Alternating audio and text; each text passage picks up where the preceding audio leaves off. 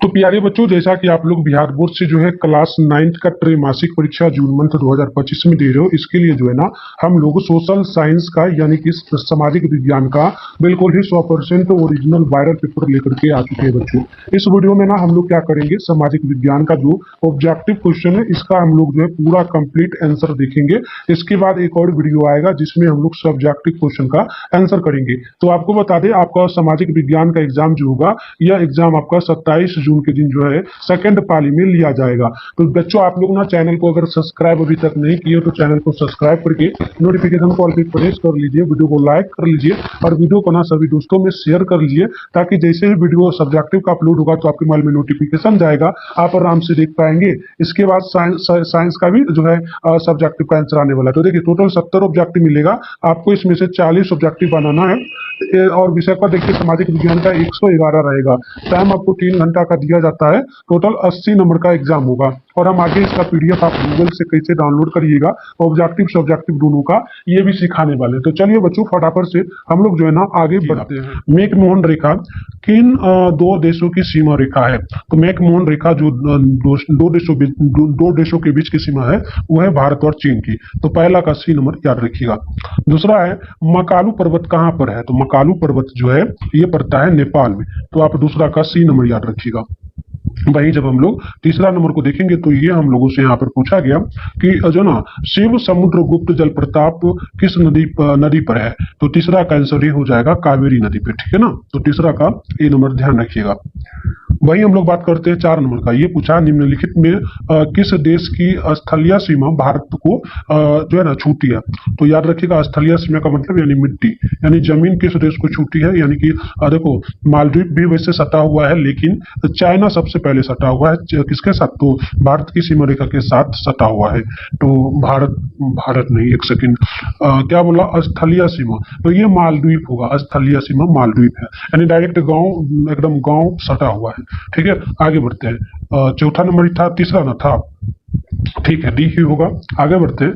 Next हमारा question है, अगला क्वेश्चन यहाँ पर देखेंगे तो आपका हो जाएगा ये 5वां नंबर। बोला बांग्लादेश की जो ना जमुना नदी निम्न में से किस नदी की प्रमुख धारा है? तो याद रखिएगा, ये हो जाएगा ब्रह्मपुत्र की, ठीक है। तो ऑप्शन नंबर बी होगा। वहीं जब हम लोग यहाँ पर बात करेंगे छठा का, भारत में दक्षिण पश्चिम मानसून का आगमन कब होता है? आगमन कब होगा दक्षिण पश्चिम मानसून का? तो याद रखिएगा जून से शुरू होता है, ठीक है। आगे बढ़ते हैं। अगला क्वेश्चन हमारा 7 नंबर बोला गया कि भारत में प्रथम राष्ट्रीय जनसंख्या नीति की घोषणा कब की गई है? तो ध्यान रखिएगा 2000 ईस्वी में किया गया था। तो ऑप्शन नंबर डी होगा।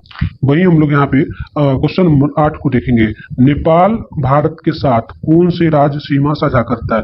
तो देखो, नेपाल जो है भारत के साथ जो है बिहार भी सीमा साझा करता है, उत्तर प्रदेश भी करता है, ठीक है ना, साथ में पश्चिम बंगाल भी करता है। तो ऑप्शन डी होगा इनमें से सभी। तो डी नंबर आप लोग याद रखिएगा।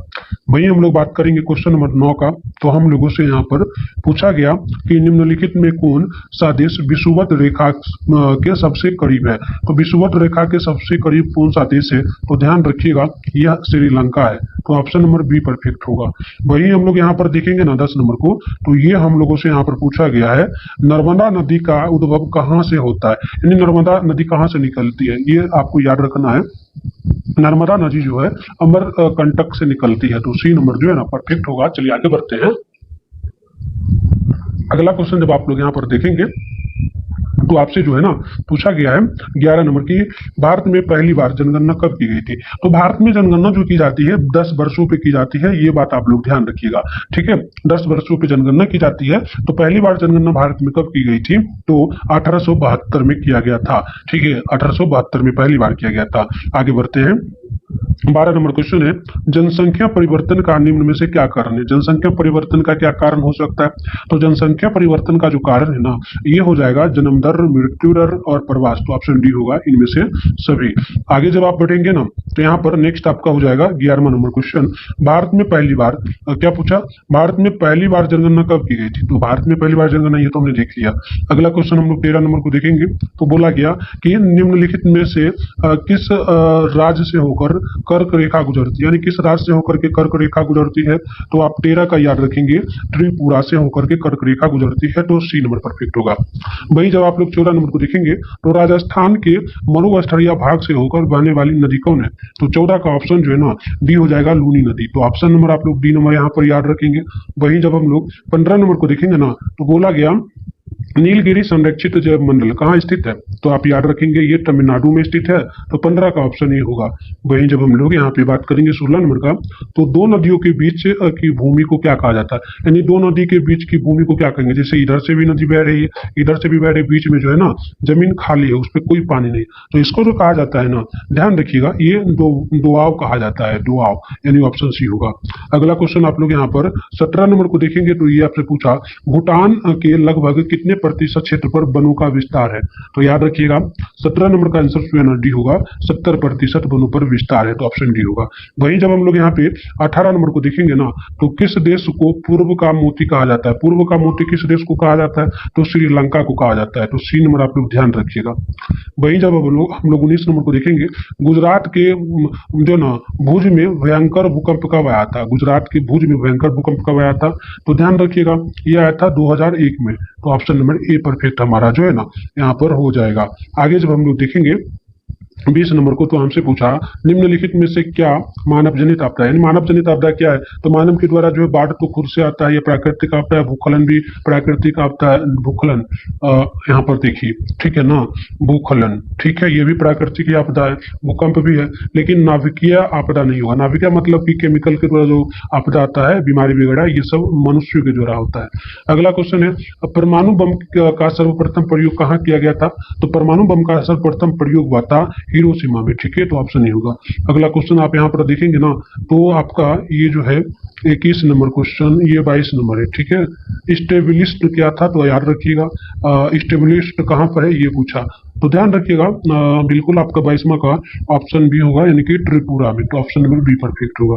आगे बढ़ते हैं, क्वेश्चन नंबर जो है ना 23 है, राष्ट्रीय आपदा प्रबंधन प्राधिकरण का मुख्यालय कहाँ पर है, तो याद रखिएगा ये हो जाएगा नई दिल्ली में, तो 23 का ऑप्शन ही होगा।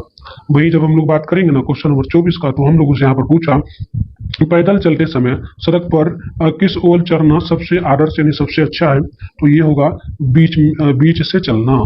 24 है, 24 में क्या होगा, स्वेच्छा से चलना, पैदल चलते समय सड़क पर किस ओर से चलना आदर्श होगा, तो ये जो है ना दाई चलना सही होगा, ऑप्शन ही होगा।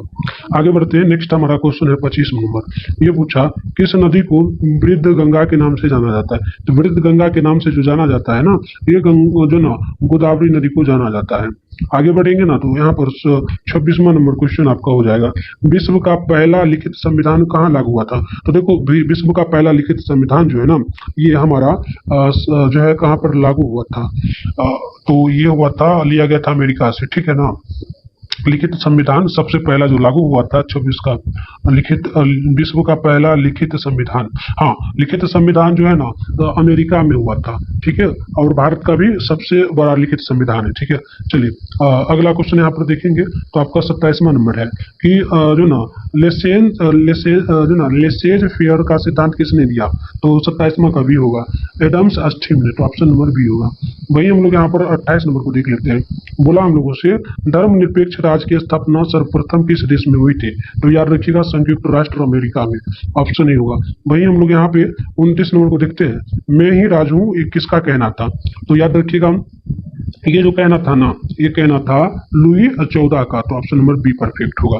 बच्चों हम लोग आगे क्वेश्चन आंसर कर रहे हम लोग बढ़ेंगे, तो जो है ना 32 नंबर आप लोगों से यहाँ पर बच्चों क्या पूछा जा रहा है, ध्यानपूर्वक आप लोग यहाँ पर देख लीजिएगा, ठीक है। देखिए 32 नंबर जो क्वेश्चन आपसे पूछा गया है ये ध्यानपूर्वक देखेंगे, तो बोला गया किस संधि के तहत प्रथम विश्व युद्ध की समाप्ति की गई थी, तो प्रथम विश्व युद्ध की समाप्ति जो की गई थी ना ये की गई थी वर्साई के संधि के तहत, तो ऑप्शन नंबर बी परफेक्ट यहाँ पे बिल्कुल ही हो जाएगा। आगे यहाँ पर 33 नंबर को आप लोग देखेंगे, फांसीवादी का जन्म किस देश में हुआ था, फांसीवाद का जन्म, तो याद रखिएगा इनका जन्म इटली में हुआ था, तो सी नंबर यहाँ पे राइट होगा। वहीं जब हम लोग यहाँ पे बात करेंगे ना 34 नंबर का, तो हम लोगों से जो है यहाँ पर बोला गया है 34 नंबर जो बोला गया है कि द्वितीय विश्व युद्ध का प्रारंभ किसके साथ हुआ था, तो 34 का बी हो जाएगा जर्मनी ऑस्ट्रेलिया के साथ, तो ऑप्शन नंबर बी होगा। वहीं जब हम लोग यहाँ पे जो है ना 35 नंबर को देखेंगे तो हम लोगों से बोला संयुक्त राष्ट्र संघ का गठन कब हुआ था, तो ध्यान रखिएगा ये हुआ था 24 अक्टूबर 1945 ईस्वी को, तो ऑप्शन नंबर ए परफेक्ट होगा।